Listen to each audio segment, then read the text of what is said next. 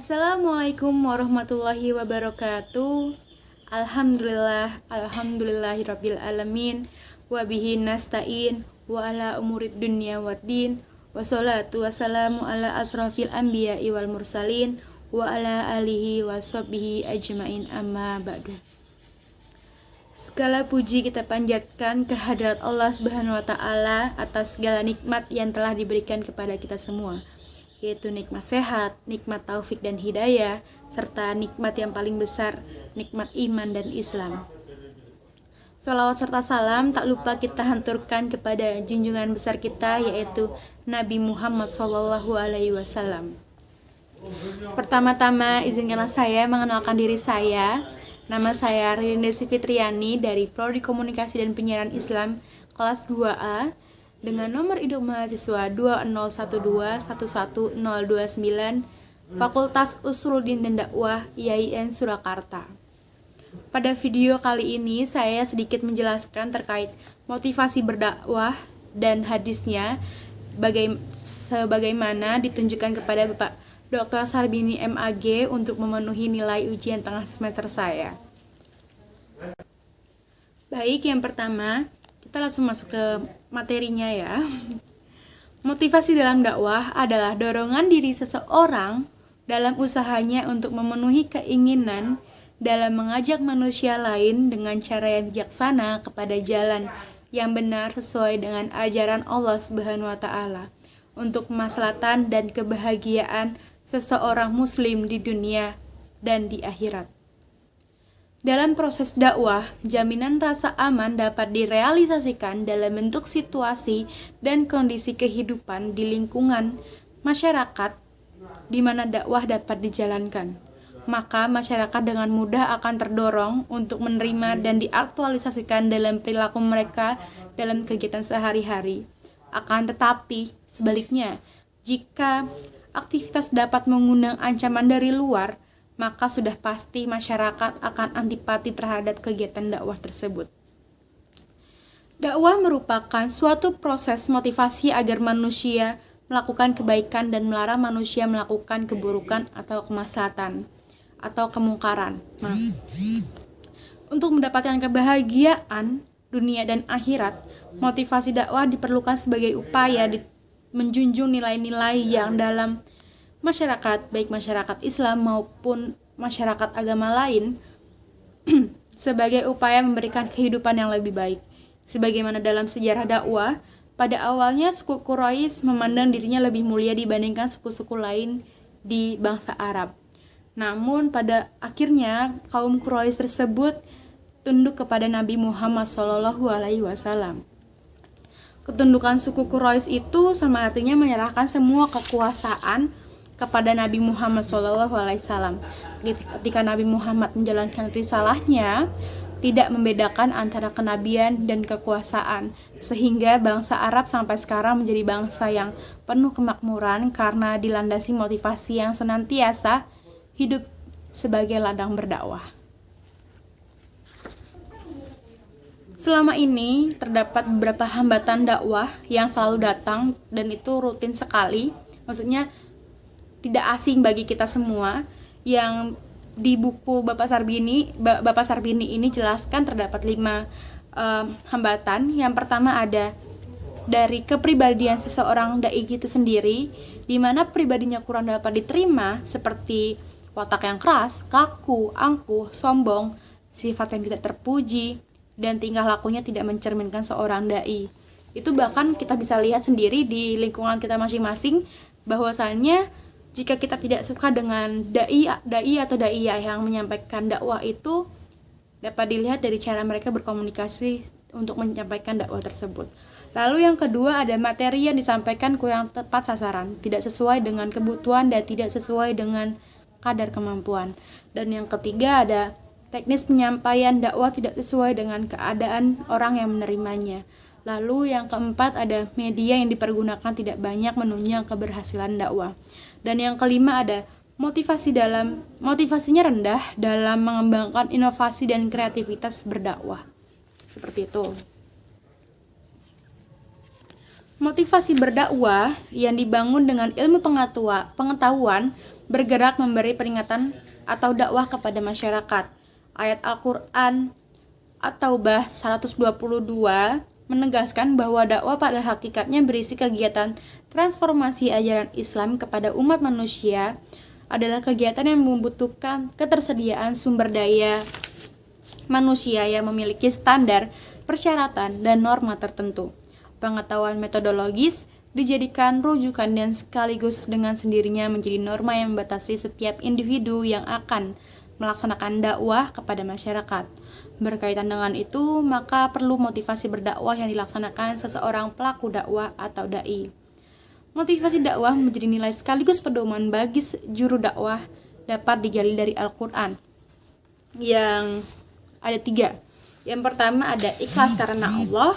Sebagaimana ibadah-ibadah lain bahwa dakwah berhukuman wajib, kewajiban tersebut melekat pada setiap pribadi orang Islam. Dalam pelaksanaannya memerlukan norma tertentu. Maka makna ikhlas di sini adalah semata-mata melaksanakan ibadah hanya untuk Allah, seperti mencari kedudukan, kemuliaan, dan kekayaan. Keikhlasan menjadi dasar diterimanya seluruh ibadah manusia, tidak terkecuali dakwah itu sendiri. Lalu yang kedua ada tidak berharap balasan, pahala, atau sanjungan dari manusia. Pelaku dakwah atau dai-daiyah menjalankan tugasnya semata-mata berharap ridho Allah, bukan berharap balasan pahala dari manusia atau sanjungan dari manusia. Ini sudah ada di surat Al-Syura ayat 127. Berdasarkan ayat tersebut, pelaku dakwah tidak mudah putus asa. Jika menemukan fakta, pelaku dakwah menemukan fakta, tujuan dakwah belum tercapai secara maksimal. Mentransformasikannya, ajaran Islam butuh totalitas dan motivasi yang tinggi pelaku dakwah. Dan yang ketiga ada melaksanakan kewajiban dakwah sebagai perintah dan takut ancaman dari Allah, tidak menjalankan dakwah. Pelaku dakwah harus memposisikan dakwah sebagai tugas yang dilaksanakan berdasarkan perintah Allah dan Rasul-Nya. Dengan kata lain, ketentuan Allah dan Rasul-Nya menjadi satu-satunya dasar rujukan dalam mengambil setiap tindakan yang sebagaimana sudah terdapat di surat Al-Ahzab ayat 36. Oleh karenanya, secara sosio-religio, dakwah dapat dibutuhkan bagi masyarakat, maka pelaku dakwah harus memiliki motivasi berdakwah Islam yang dapat melahirkan keadaan masyarakat yang khair al-ummah, sebuah keadaan yang dituju sebagai sasaran dakwah.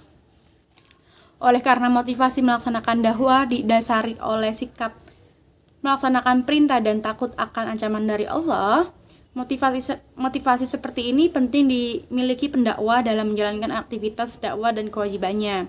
Di samping motivasi dalam melaksanakan tugas, ada beberapa persyaratan yang harus dimiliki agar dakwahnya berlangsung maksimal. Sesuai dengan konteks dakwah, idealnya dai adalah seorang mukim menjadikan Islam sebagai agama, Al-Quran sebagai pedoman, Nabi Muhammad sebagai pemimpin dan teladan, dan penyampaian Islam yang berisi akidah, syariah, dan akhlak kepada seluruh manusia. Penjelasan ini menggambarkan juru dakwah yang ideal. Ialah memiliki pengetahuan tentang Islam. Dan yang lebih penting adalah penghayatan dan atau pengamalan Islam dalam kehidupan secara nyata. Dengan kata lain, sekalipun seseorang mempunyai ilmu pengetahuan sangat luas, tetapi jika belum mengamalkan ajaran Islam, maka ia belum memenuhi syarat sebagai pendakwah. Abdul Karim Zaidan mengatakan bahwa pelaku dakwah harus memiliki pemahaman Islam yang mendalam, iman yang kokoh, hukuman yang kuat dengan Allah Subhanahu wa taala. Lalu selanjutnya saya akan membacakan teks hadis niat atau motivasi beramal dan berdakwah.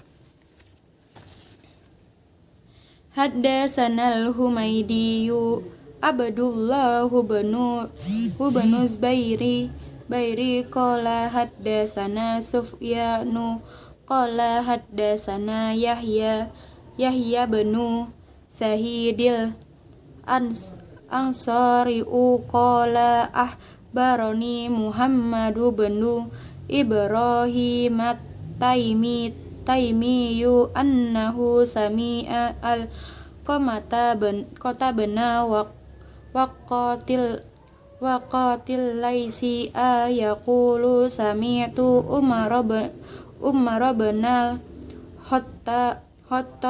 Khattabi radhiyallahu anhu alal minbari qala sami'tu Rasulullah sallallahu alaihi wasallam yaqulu innamal a'malu binniyati wa innama likulli imri ma nawa faman kanat hijratuhu ila dunya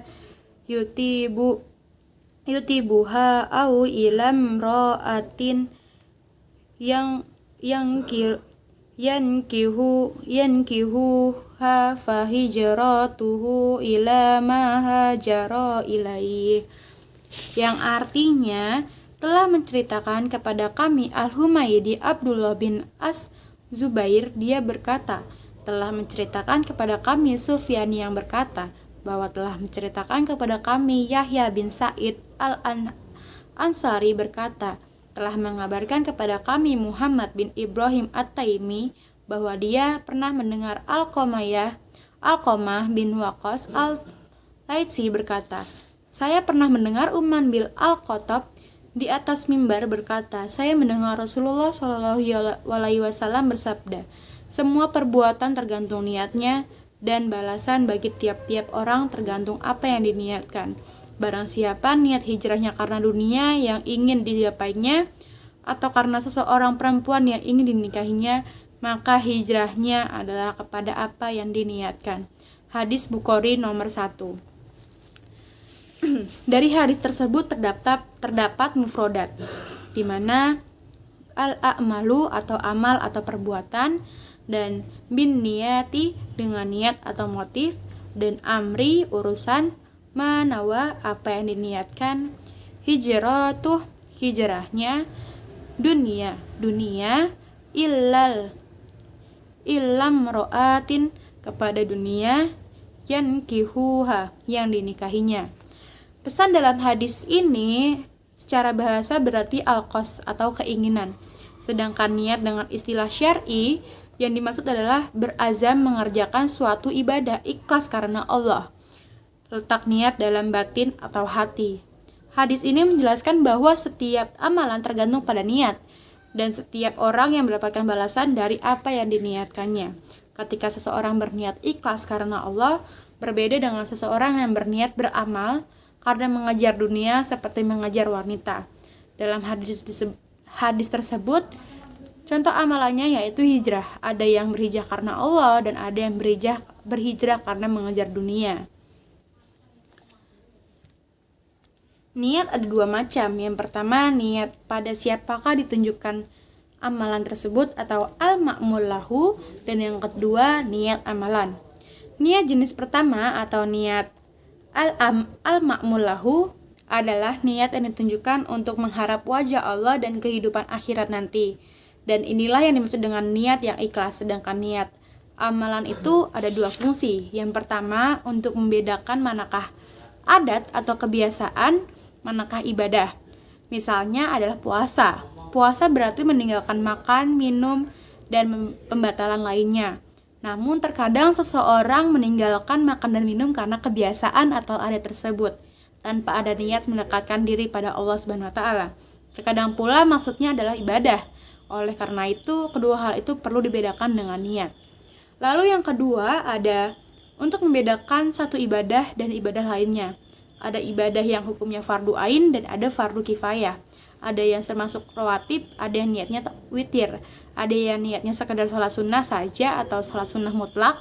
Semuanya itu dibedakan dengan niat. Lalu yang ketiga saya akan membacakan teks hadis usaha dan pekerjaan yang paling baik.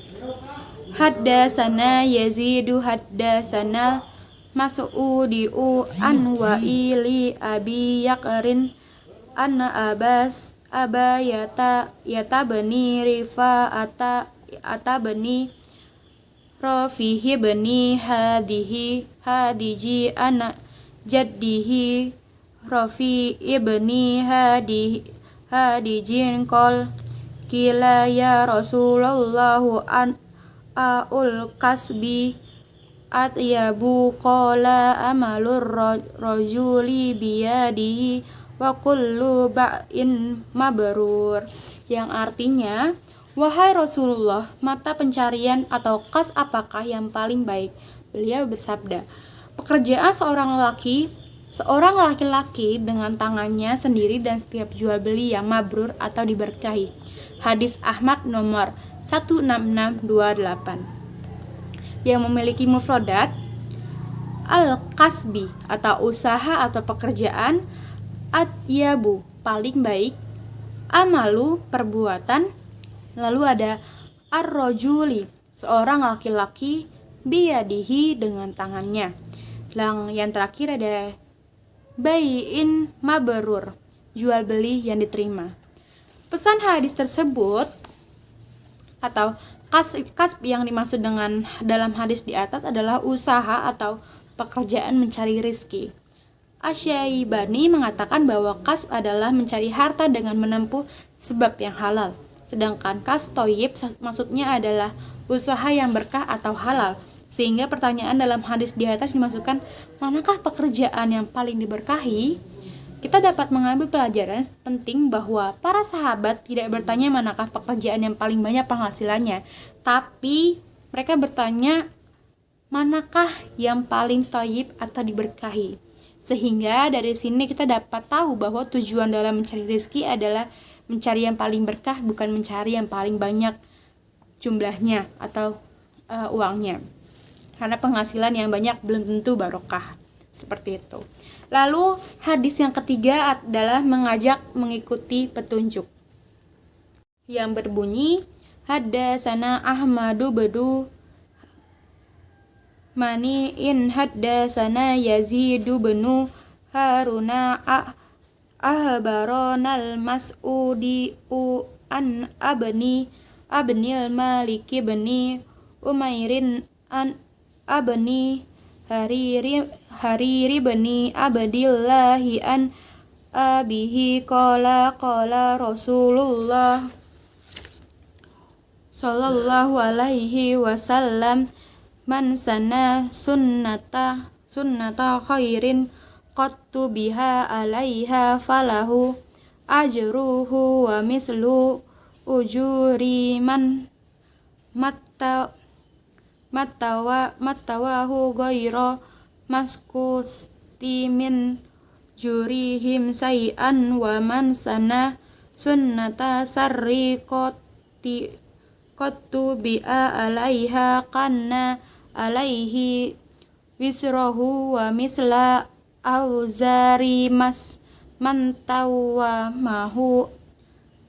mattawabahahu ghaira min auzarihim say'a, yang artinya telah menceritakan kepada kami Ahmad bin Mani telah menceritakan kepada kami Yazid bin Harun telah mengabarkan kepada kami Al-Mas'udi dari Abdul Malik bin Umair dari Ibnu Jarir bin Abdullah dari bapaknya, dia berkata, Rasulullah Shallallahu alaihi wasallam bersabda, barang siapa mensunahkan sunnah kebaikan lalu dia diikuti atasnya, maka dia mendapatkan pahala dan seperti pahala orang yang mengikuti tanpa mengurangi pahala mereka sedikit pun.